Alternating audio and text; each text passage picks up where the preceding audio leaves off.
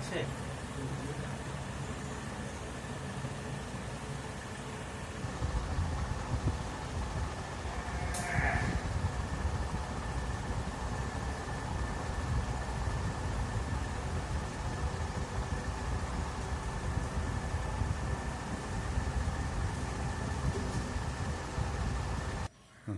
প্রিয় শিক্ষার্থী,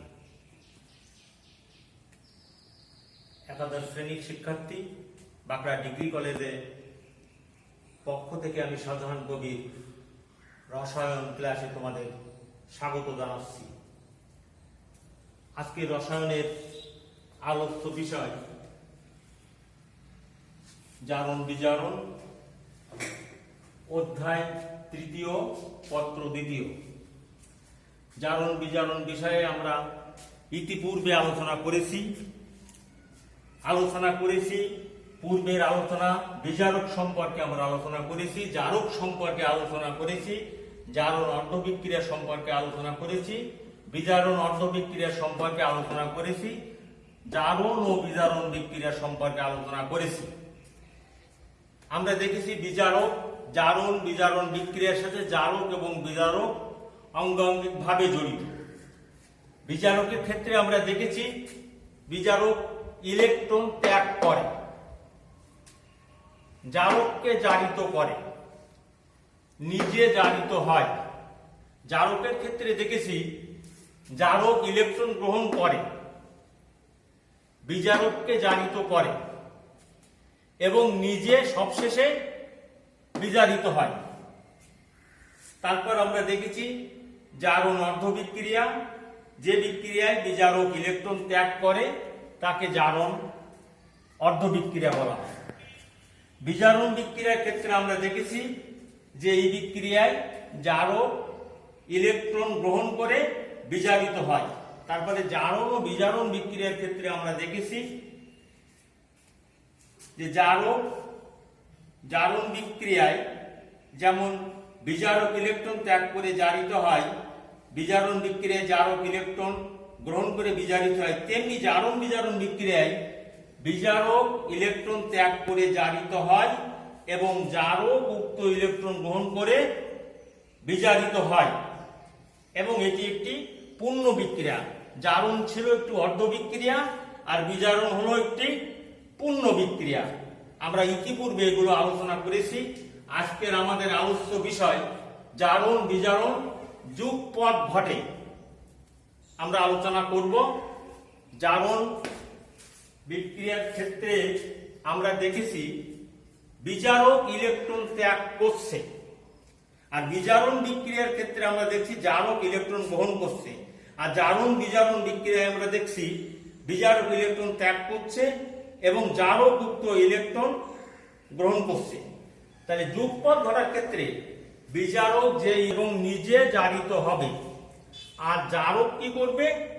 জারক উক্ত ইলেকট্রন গ্রহণ করবে, করে নিজে বিজারিত হবে এবং বিজারককে জারিত করবে। দেখি আমরা একটা উদাহরণের সাহায্যে আমরা দেখছি স্টেনাস আয়ন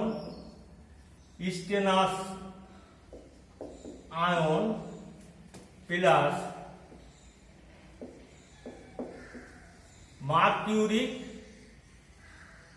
মার্কিউরাস আয়ন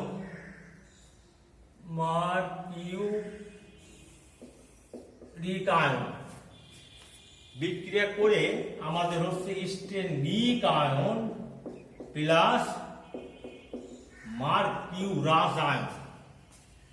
এখানে আমাদের চিহ্নিত করতে হবে কে জারক আর কে বিজারক।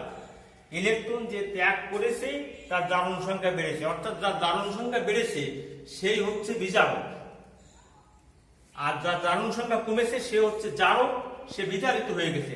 তাহলে স্টেনাস আয়ন হচ্ছে আমাদের বিজারক, মার্কিউরিক আয়ন হচ্ছে আমাদের জারক। আমরা আয়ন ইলেকট্রন পদ্ধতিতে ইলেকট্রন আদান প্রদান একটু লক্ষ্য করি। স্টেনাস আয়ন মাইনাস দুটো ইলেকট্রন ত্যাগ করলো, করে হলো আমাদের স্টেনিক আয়ন। এটা আমাদের জারণ বিক্রিয়া, এটা হচ্ছে জারণ।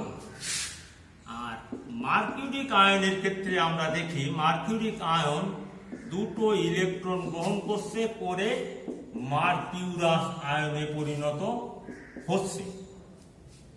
আচ্ছা, মার্কিউরিক আয়ন দুটি ইলেকট্রন গ্রহণ করে দুটি মার্কিউরাস আয়নে পরিণত হচ্ছে। আমরা দেখতে পাচ্ছি বিজারক যে কয়টি, অর্থাৎ যে কয়টি ইলেকট্রন ত্যাগ করে জারিত হচ্ছে, জারক ঠিক সেই কয়টি ইলেকট্রন গ্রহণ করে বিজারিত হচ্ছে। পক্ষান্তরে জারক যে কয়টি ইলেকট্রন গ্রহণ করে বিজারিত হচ্ছে এবং অপরকে জারিত করছে, বিজারকও ঠিক ততটি ইলেকট্রন ত্যাগ করে জারককে বিজারিত করছে। সুতরাং জারণ বিজারণ বিক্রিয়া যুগপৎ ঘটছে। বিক্রিয়াটি পূর্ণ বিক্রিয়া। স্টেনাস আয়ন প্লাস ইলেকট্রন কেটে গেল, দুটো মার্কিউরিক আয়ন, অ্যারো দিয়ে স্টেনিক আয়ন প্লাস দুটি মার্কিউরাস আয়ন। এটা পূর্ণ জারণ বিজারণ। জারণ বিজারণ, এটা আমাদের ছিল বিজারণ। জারণ বিজারণ পেয়ে গেলাম। এখন আমরা দ্বিতীয় বিষয় আমাদের জারণ সংখ্যা নির্ণয়। জারণ সংখ্যা নির্ণয় করব আমরা। দেখি কিভাবে জারণ সংখ্যা নির্ণয় করা যায়। জারণ সংখ্যা নির্ণয়ের ক্ষেত্রে আমাদের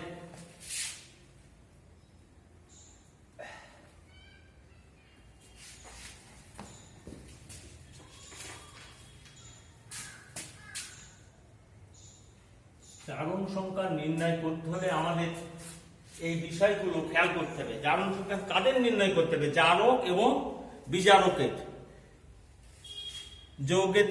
যৌগের ভিতরে জারকের জারণ সংখ্যা কত, বিজারকের জারণ সংখ্যা কত। আচ্ছা, এক্ষেত্রে কিছু নিয়ম আমাদের অনুসরণ করতে হবে, কিছু বিষয় আমাদের মনে রাখতে হবে। সেটা হচ্ছে মুক্ত অবস্থায় সকল পরমাণু জারণ সংখ্যা 0, আর মুক্ত আয়নের জারণ সংখ্যা তার চার্জের সমান। আমরা দেখি মুক্ত অবস্থায় সকল পরমাণু জারণ সংখ্যা তার 0। যেমন ক্লোরিন মুক্ত অবস্থায় রয়েছে এই পরমাণু, এই জারণ সংখ্যা 0। কারণ জারণ সংখ্যা আসে কখন? যখন ইলেকট্রন দান করা হয় বা গ্রহণ করা হয়। এই ক্লোরিন পরমাণু কোনো ইলেকট্রন দান করে নাই, এই জন্য জারণ সংখ্যা 0। আচ্ছা, সোডিয়ামের জারণ সংখ্যা 0। দ্বিতীয় নম্বরে আমরা দেখছি মুক্ত আয়নের জারণ সংখ্যা তার চার্জের সমান। দ্বিতীয় নম্বর পয়েন্টে মুক্ত আয়ন যেমন Na+, এর জারণ সংখ্যার চার্জ কত? +1। জারণ সংখ্যা হচ্ছে +1। Mg2+, চার্জ সংখ্যা 2, জারণ সংখ্যা +2। SO4, চার্জ সংখ্যা -2, জারণ সংখ্যা -2। 2 নম্বর পয়েন্ট গেল। 3 নম্বরে আমরা লক্ষ্য করছি অণুতে উপস্থিত যে মৌলের তড়িৎ ঋণাত্মকতা যত বেশি সেইটি জারণ সংখ্যা ঋণাত্মক এবং অপরটির জারণ সংখ্যা ধনাত্মক হবে। আমরা 3 নম্বর পয়েন্টে একটু লক্ষ্য করি। যেমন HCl যৌগে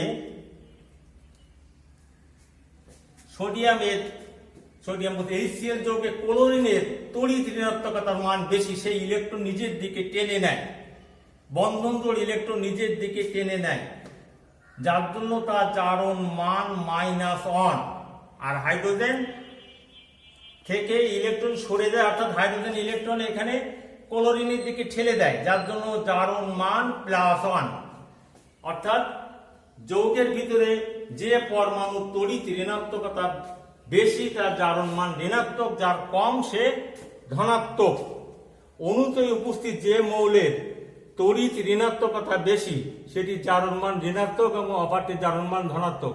ধাতব হাইড্রাইড ছাড়া, ধাতব হাইড্রাইড হচ্ছে আমাদের এইটা পয়েন্ট আমাদের গেল 3, এটা 4। ধাতব হাইড্রাইড যেমন সোডিয়াম হাইড্রাইড, এই হাইড্রাইড গুলো হাইড্রোজেনের জারণ মান -1, আর অন্য সব যৌগে হাইড্রোজেনের জারণ মান +1। যেমন আমরা HCl এ দেখতে পাচ্ছি +1, আর সোডিয়াম ক্লোরাইডেও আমরা দেখতে পাচ্ছি হাইড্রোজেনের +1। এই সোডিয়াম ক্লোরাইড না, মনে করলাম H2SO4, এখানেও আমরা দেখতে পাচ্ছি, আর সালফেটের -2। আচ্ছা, 5 নম্বর পয়েন্ট আমরা দেখি। 6 নম্বর পয়েন্টে যাচ্ছি। ক্ষার ও মৃৎ ক্ষার ধাতু জারণ মান। ক্ষার ধাতু জারণ মান যেমন ক্ষার ধাতু কোনগুলো? গ্রুপ পর্যায় সারণীর গ্রুপ 1 এ যে মৌলগুলো রয়েছে, যেমন লিথিয়াম, সোডিয়াম, পটাশিয়াম, এদের জারণ মান +1। মৃৎ ক্ষার ধাতু কোনগুলো? বেরিলিয়াম, ম্যাগনেসিয়াম, ক্যালসিয়াম, স্টোনসিয়াম, এদের জারণ মান +2। তারপরে চলে আসি আমরা 7 নম্বর পয়েন্টে। কিছু কিছু মৌলের জারণ মান একাধিক হয়, যেমন আমরা লক্ষ্য করি FeO যৌগে আয়রনের জারণ মান, অক্সিজেনের জারণ মান -2, আয়রনের জারণ মান +2, জারণ মান +2। Fe2O3 যৌগে -2 +3, তাহলে এই যৌগে Fe জারণ মান হচ্ছে +3, Fe জারণ মান +3। আর একটি নিরপেক্ষ অণুতে, শেষ পয়েন্ট, নিরপেক্ষ অণুতে ধনাত্মক এবং ঋণাত্মক চার্জের সংখ্যা 0 হবে। ধনাত্মক এবং ঋণাত্মক চার্জের সংখ্যা 0 হবে, কিন্তু আয়নের ক্ষেত্রে চার্জের সংখ্যা হবে, ধনাত্মক এবং ঋণাত্মক চার্জের সমষ্টি হবে আয়নের চার্জের সমান। যেমন আমরা লক্ষ্য করি H2SO4, এই যৌগটাই জারণ সংখ্যা আমরা বের করবো কার? যারা পরিবর্তনশীল জারণ অবস্থা প্রদর্শন করে, অর্থাৎ যাদের একাধিক জারণ মান রয়েছে, সেই সব মৌলের পরমাণু জারণ সংখ্যা নির্ণয় করতে হয়। এখানে পরিবর্তনশীল জারণ অবস্থা একমাত্র সালফার প্রদর্শন করে, তাহলে সালফারের জারণ মান আমরা নির্ণয় করব। আমরা জানি কি? আমরা জানি হাইড্রোজেনের জারণ মান H এর জারণ মান +1, O এর জারণ মান -2, ধরি S এর জারণ মান সমান x। আচ্ছা, দেখি আমরা লক্ষ্য করেছি একটা পয়েন্টে যে নিরপেক্ষ অণুতে উপস্থিত সব কয়টি পরমাণু জারণ সংখ্যার সমষ্টি বা যোগফল 0 হবে। এখন আমরা লক্ষ্য করি, অতএব H2SO4 এর ক্ষেত্রে +1 × 2 +x +-2 × 4, 4টা অক্সিজেন পরমাণু আছে, সমান আমাদের 0 হলো +2 +x -8 = 0।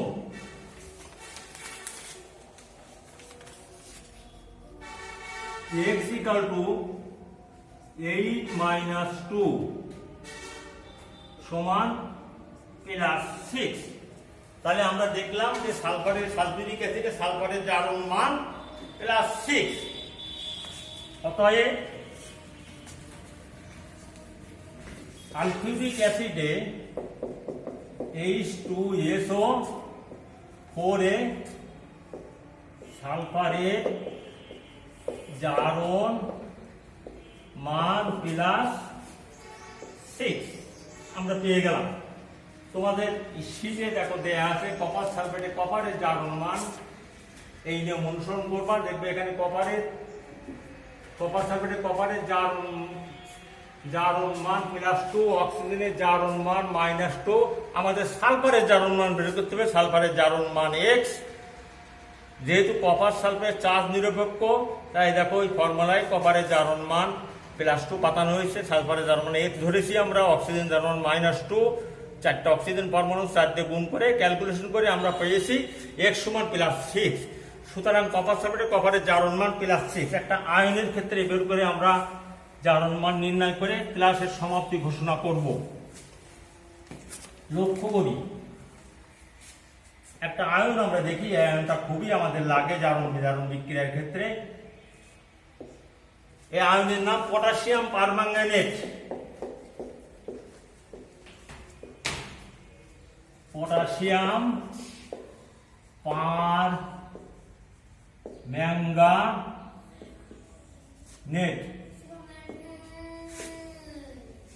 Permanganate ion. এখানে দেখি জারণ মান আমরা নির্ণয় করার চেষ্টা করি। তাহলে অক্সিজেনের জারণ মান, ও এর জারণ মান -2, Mn এর জারণ মান সমান x ধরি, আমরা x ধরলাম, জারণ মান দেখা যাক। তাহলে যেহেতু আয়ন এটা, তাহলে এর জারণ মান ধনাত্মক ঋণাত্মক জারণ মানের সমষ্টি। এই ম্যাঙ্গানিজ এবং অক্সিজেনের ধনাত্মক ঋণাত্মক জারণ মানের সমষ্টি হবে এই চার্জের সমান। এখন আমরা লক্ষ্য করি ম্যাঙ্গানিজের জারণ মান আমরা x ধরেছি, তাহলে x প্লাস -2 ইন্টু 4, 4টা অক্সিজেন আছে, সমান ও চার্জের সমান, চার্জ হচ্ছে -1। অতএব বাঁ দিয়ে আমরা x - 8 সমান -1। আচ্ছা, বা x = -1 + 8, অতএব x সমান +7।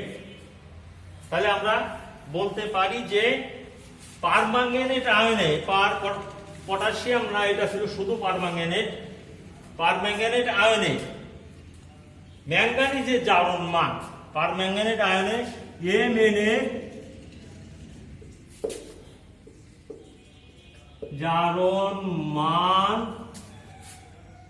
সমান +7। আশা করব তোমরা পরোক্ষভাবে আমার সান্নিধ্য নিয়েছো এবং মনোযোগ সহকারে ক্লাস উপভোগ করার চেষ্টা করেছো। তোমরা যদি মনোযোগ সহকারে ক্লাস উপভোগ করার চেষ্টা করো এবং বোঝার চেষ্টা করো, তাহলে আমার এই ক্লাস সফল হবে, ক্লাস নেওয়া সফল হবে। তোমাদের সবাইকে আবারও শুভেচ্ছা এবং সুস্থতা, এর দুর্বিষহ সময়ে সবার সুস্থতা কামনা করে আজকের ক্লাস এখানে সমাপ্তি ঘোষণা করছি।